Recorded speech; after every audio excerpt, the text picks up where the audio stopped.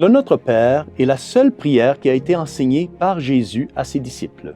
Mais saviez-vous qu'il ne s'agit pas seulement d'une prière, mais aussi d'une leçon sur la manière de prier?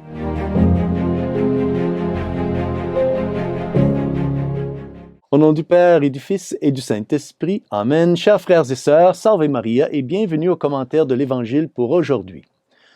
Dans l'Évangile d'hier, nous avons vu comment notre Seigneur a souligné l'une des grandes pratiques de carême que l'Église nous suggère, celle de l'aumône et du service auprès des nécessiteux. Dans la lecture de l'Évangile d'aujourd'hui, nous entendons comment notre Seigneur souligne une autre des trois grandes pratiques du carême, celle de la prière. Oui, frères et sœurs, parce qu'aujourd'hui, nous voyons comment notre Seigneur donne à ses disciples la prière qui est aujourd'hui connue comme la prière du Seigneur. On l'appelle la prière du Seigneur parce qu'elle nous vient directement de Jésus, notre Seigneur. C'est lui-même qui a enseigné cette prière à ses disciples. Elle est tirée directement de l'Évangile. Et c'est pourquoi c'est une prière unique et que nous nous mettons debout à la messe pour la prier, tout comme nous nous mettons debout à la messe pour écouter l'Évangile. Aujourd'hui, le Seigneur oppose cette prière à celle des païens. Oui, car les païens qui aimaient prier en utilisant beaucoup de mots et en utilisant un langage très fleuri. Et donc le Seigneur oppose cette prière des païens avec la prière du Seigneur, qui utilise peu de mots. Lisons un extrait de l'Évangile d'aujourd'hui qui nous est présenté par Saint Matthieu, chapitre 6, versets 7 à 15. En ce temps-là, Jésus disait à ses disciples, « Lorsque vous priez, ne rabâchez pas comme les païens. Ils s'imaginent qu'à force de paroles, ils seront exaucés. Ne les imitez donc pas, car votre Père sait de quoi vous avez besoin, avant même que vous l'ayez demandé. » Selon le Seigneur Jésus, les païens utilisaient beaucoup de mots fleuris et éloquents pour essayer de manipuler leur Dieu pour qu'il leur donne ce qu'ils voulaient. Ceci est désapprouvé par le Seigneur.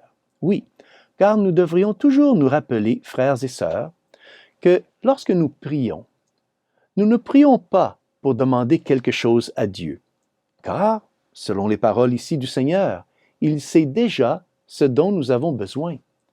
Mais alors, nous prions pour nous rapprocher de Dieu, pour devenir comme de meilleurs amis avec Dieu. Nous prions pour entrer dans une meilleure relation d'amour avec Dieu. Dans la prière que Jésus donne aujourd'hui à ses disciples, nous sommes invités à nous confier à Dieu. Et cette prière ne s'agit pas seulement d'une prière, mais aussi d'un enseignement sur la prière. Remarquez que les 4 premières lignes du Notre Père sont centrées sur Dieu plutôt que sur nous-mêmes. Alors rappelez-vous, on prie d'abord Notre Père, ensuite le nom de Dieu, le royaume de Dieu et la volonté de Dieu. Ensuite, les 5 autres lignes du Notre Père se concentrent sur nous-mêmes et bien sûr sur nos besoins.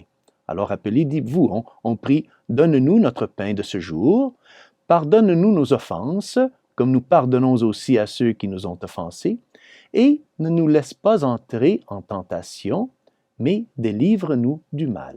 Ces 2 dernières demandes, ne nous laisse pas entrer en tentation, mais délivre-nous du mal, sont en fait une même demande. C'est une même prière, mais prise sur 2 angles différents. Ici, donc, nous demandons à Dieu de nous garder fidèles lorsque nous sommes mis en tentation, lorsque nous sommes mis à l'épreuve. Ces 2 dernières demandes nous rappellent que la puissance de Dieu est plus forte que la puissance du mal. Nous apprenons beaucoup sur ce qu'il faut prier lorsque nous méditons sur la prière du Seigneur. un bon exercice de carême pourrait être de prendre chacune des 9 lignes de la prière du Seigneur et de passer quelques minutes, et oui, de refléter lentement et de répéter lentement chacune de ces lignes, et tout en les méditant. La prière du Seigneur est une leçon sur la manière de prier. Le Seigneur Jésus veut nous enseigner quelles sont les priorités que nous devrions prier lorsque nous adressons à Dieu. Alors, la prière consiste toujours, frères et sœurs, à sortir de nous-mêmes et à nous tourner vers Dieu et à nous tourner vers les autres. Remercions donc le Seigneur de nous avoir donc appris à prier le Notre Père et demandons à Notre-Dame, demandons à la Sainte Vierge de nous aider à prier plus et mieux en mettant toujours Dieu à la première place et en traitant les autres comme j'aimerais qu'ils me traitent. Et que Dieu Tout-Puissant vous bénisse, au nom du Père et du Fils et du Saint-Esprit. Amen. Salve Maria!